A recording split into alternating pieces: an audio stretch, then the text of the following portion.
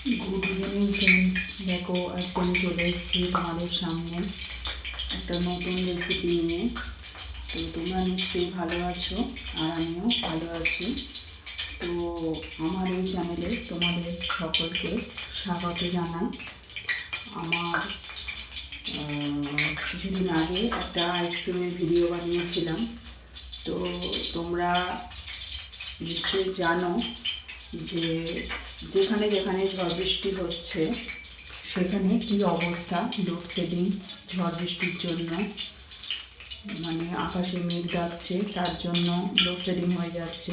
আবার কারেন্ট থাকলেও ফ্রিজ চালানো যাচ্ছে না, এই আকাশের এরকম অবস্থা বলে। তো আইসক্রিমের আমি যে ভিডিওটা বানিয়েছিলাম সেই আইসক্রিমটা কিন্তু আমি ঠিকঠাক করে তোমাদেরকে দেখাতে পারিনি। এই কারণে দেখাতে পারিনি যে লোডশেডিং, ঝড় বৃষ্টি এসব নানান কারণে আইসক্রিমটা ঠিক মতন বসেইনি। তারপর আমি সেটাকে নিয়ে ফেলে দিয়েছি, আইসক্রিমের বাকেটগুলো ধুয়ে নিয়েছি। তোমাদের তো পরে মনে হতেই পারে যে আইসক্রিমের ভিডিওটা কেন তোমাদের সঙ্গে শেয়ার করলাম না, তো সেই কারণে আমি তোমাদেরকে বলে দিলাম। তো যাই হোক বন্ধুরা, আজকে আমি যে রেসিপিটা নিয়ে তোমাদের সামনে চলে এসেছি সেই রেসিপিটা তোমাদের সামনে একটুখানি শেয়ার করে দিই। দেখো, এই কাঁচের বাউলটার মধ্যে আমি নিয়ে নিয়েছি ইনগ্রিডিয়েন্টসগুলো। কী কী ইনগ্রিডিয়েন্টস নিয়েছি তোমাদেরকে বলে দিচ্ছি। রাঁধুনি আছে, কালো জিরে আছে, হলুদ আছে, শুধু জিরে আছে, আর আছে কাঁচা লঙ্কার কুচো, আর আছে কাশ্মীরি লঙ্কার গুঁড়ো। আর এখানে আছে এই চামচটার পরিমাণে আমি এখানে নিয়ে নিয়েছি 1 চামচ ময়দা, 1 চামচ চালের গুঁড়ো, 1 চামচ সুজি। দেখো এখানে কেটে নিয়েছি একটা পেঁয়াজ, আর এখানে নিয়ে নিয়েছি একটা ডিম ফাটিয়ে। আরও একটা ডিম আমি এখানে রেখেছি, যদি লাগে আমি তাহলে ইউজ করব। তো যাই হোক বন্ধুরা, আর যেটা আমি ওই বাউলের মধ্যে স্কিপ করেছি সেটা হচ্ছে বেকিং সোডা। আর এখানে নিয়ে নিয়েছি 1 গ্লাস জল। তো আমি এই সামগ্রীগুলোকে সব একসঙ্গে করে মেখে নেব। এর আগেও আমি তোমাদের সুজির কাটলেট বানিয়ে দেখিয়েছিলাম, তোমরা নিশ্চয়ই দেখেছো। সেই সুজির কাটলেটে কিন্তু আমি ডিম বা পেঁয়াজ কিছুই দিইনি, ওটা ছিল নিরামিষ। কোনো দিনে উপোস থাকলে সেটাকে বানিয়ে খাওয়া যায়। তো বন্ধুরা দেখো, আমি এখানে সুজি, ময়দা আর চালের গুঁড়ো একসঙ্গে দিয়ে নিয়েছি। আর এখানে দিয়ে নিয়েছি পেঁয়াজ একটা, সেটাও আমি এখানে দিয়ে নিচ্ছি। আগের দিনে যে সুজির কাটলেটগুলো আমি তোমাদেরকে বানিয়ে দেখিয়েছি সেটা ছিল নিরামিষ, আলু গ্রেট করে, আদা গ্রেট করে, তারপরে কালো জিরে, কাঁচা লঙ্কা, ক্যাপসিকাম, টমেটোর কুচো, এত গাজরের গ্রেট করা গাজর, এই সমস্ত দিয়ে আমি বানিয়েছিলাম। সেটা কিন্তু আমিষ ছিল না। আজকে আমি এই সুজির কাটলেটটা কিভাবে আমিষ বানাবো সেটাই তোমাদের সঙ্গে শেয়ার করছি। আর এখন এই দিয়ে দেবো এই ফাটিয়ে রাখা ডিমটা, এর মধ্যে দিয়ে দিচ্ছি।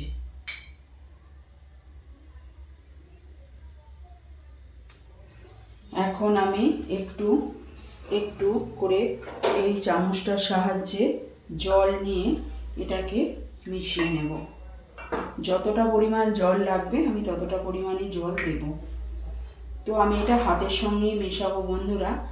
আমি চামচে ইউজ করলে আমি ঠিক কনসিস্টেন্সিটা বুঝতে পারি না যে এটা কতটা টাইট হয়েছে বা কতটা ঘন হয়েছে। তো সেই কারণে আমি এটা হাত দিয়েই মাখিয়ে নিচ্ছি।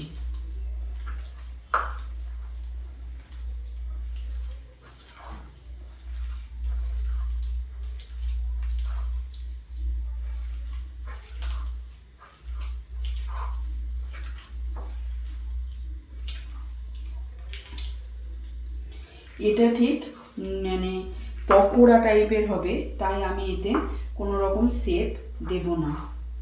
তো এতে সাদা নুনও মিশিয়ে নিয়েছি, বিট নুনটা ভাজার পর টমেটো সসের সঙ্গে আমি মানে পরিবেশন করব। তো বন্ধুরা, কনসিস্টেন্সিটা ঠিক এরকম হবে। আর আমি বানাচ্ছি খুব অল্প পরিমাণে, কেননা সন্ধেবেলার স্ন্যাক্স হিসেবে চা দিয়ে এটা খুব ভালো লাগে, কিন্তু সন্ধেবেলা স্ন্যাক্স খাবার পরে রাত্রেবেলা ডিনারটাও তো করতে হবে। তো সেই কারণে এটা যদি বেশি পরিমাণ খাওয়া হয়ে যায় তাহলে কিন্তু সমস্যা হতে পারে। তো সেই কারণে আমি খুবই অল্প পরিমাণে এটাকে বানাচ্ছি। তো আবারও আমি তোমাদেরকে রিভিশন করছি বন্ধুরা, এর আগে আমি যখন সুজির কাটলেটগুলো তোমাদেরকে বানিয়ে দেখিয়েছি তখন কিন্তু সেটা নিরামিষ ছিল, তখন কিন্তু কোনো রকম ডিম পেঁয়াজ ছাড়াই আমি তোমাদের এই সুজির কাটলেটটা বানিয়ে দেখিয়েছিলাম। তো আজকে আমি ডিম আর পেঁয়াজ দিয়ে আমিষ কাটলেট কিভাবে বানাই আমি সেটাই তোমাদের সঙ্গে আজকে শেয়ার করছি। তো চলো বন্ধুরা, আমার মোটামুটি সবটা মেশানো হয়ে গেছে। এখন আমি এই হাতের সাহায্যে একে একে কাটলেটগুলো ছেড়ে দেবো। তো দেখো, আমি এখানে কড়ায় তেল চাপিয়ে তেলটাকে গরম করে নিয়েছি অনেকটাই, আর ফ্লেমটা নামানো ছিল, এখন ফ্লেমটাকে হাই করে দিলাম। হাই করে দিয়ে এখন আমি এই একটু একটু করে নিয়ে এইভাবে তেলের মধ্যে দিয়ে দেব। তো তোমরা নিশ্চয়ই বুঝতে পারছো যে তেলটা ভালো মতোই গরম হয়ে গেছে।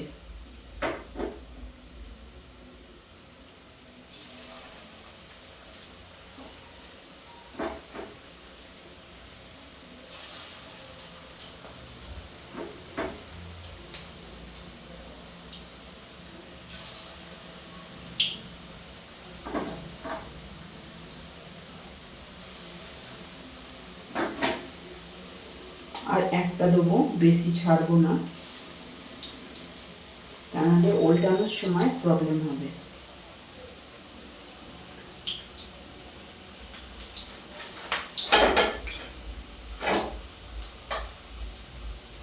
আজকে আমি এটাকে টাইট করে মেখে গোল শেপ বা ওভাল শেপ বা লম্বা শেপ দিতেই পারতাম, কিন্তু সেটা আমি আজকে আর করলাম না। এটা উপোস থাকলে একটু নিরামিষ কিছু হলে সেটা মানে খিদের সময় অল্প সময়ে করে চটপট বানিয়ে খাওয়া যায়। তো আজকে আমি যেহেতু এটা আমিষ বানাচ্ছি সেই জন্য আমি এটাতে আর কোনো রকম শেপ দিলাম না।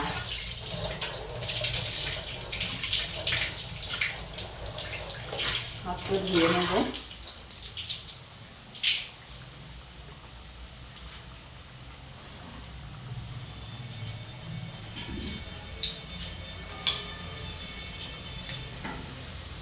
একটা একটা করে উল্টে নেব।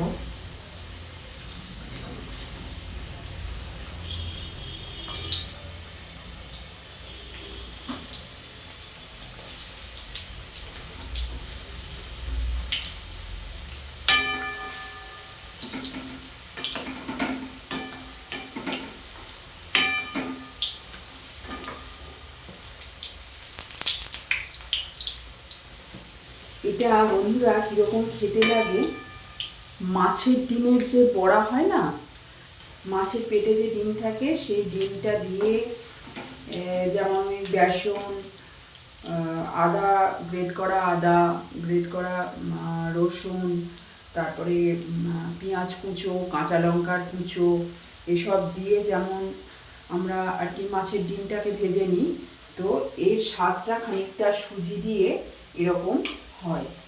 দেখো, আমি একটা একটা করে লাল করে ভেজে নিচ্ছি। এখন আমি একটা ডিশে একটু টমেটোর সস দিয়ে নেব, দিয়ে ওই পকোড়াগুলোতে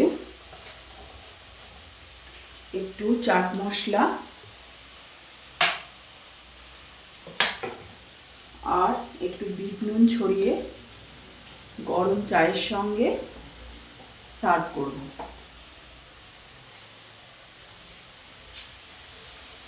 দেখো,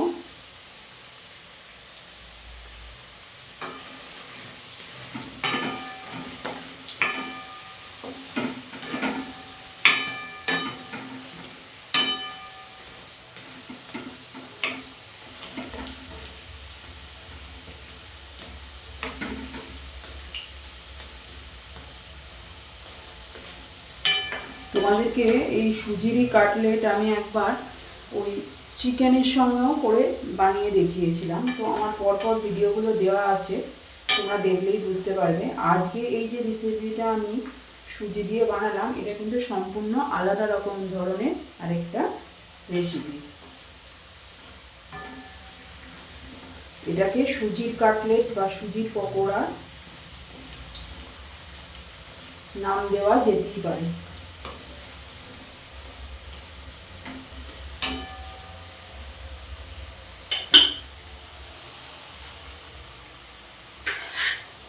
তো এবার আমি এই ডিশে একটা একটা করে তুলে নেবো।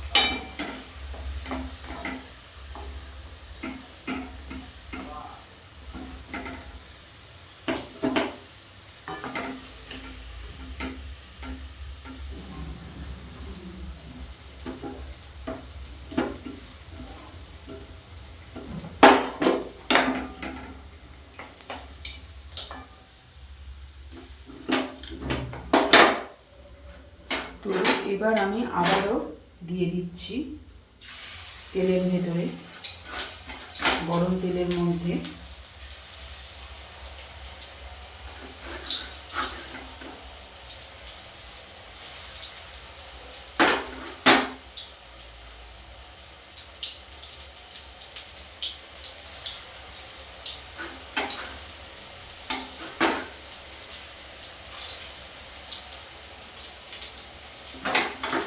তো এই বাটির গায়ে আরেকটু লেগে আছে, ওটা আমি চেঁচে পরে এটার মধ্যে দিয়ে দেবো।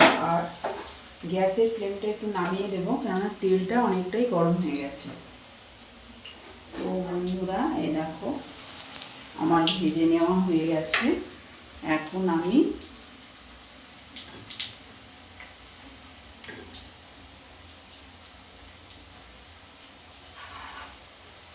এর ওপরে একটু বিট নুন আর চাট মশলা ছড়িয়ে সার্ভ করব।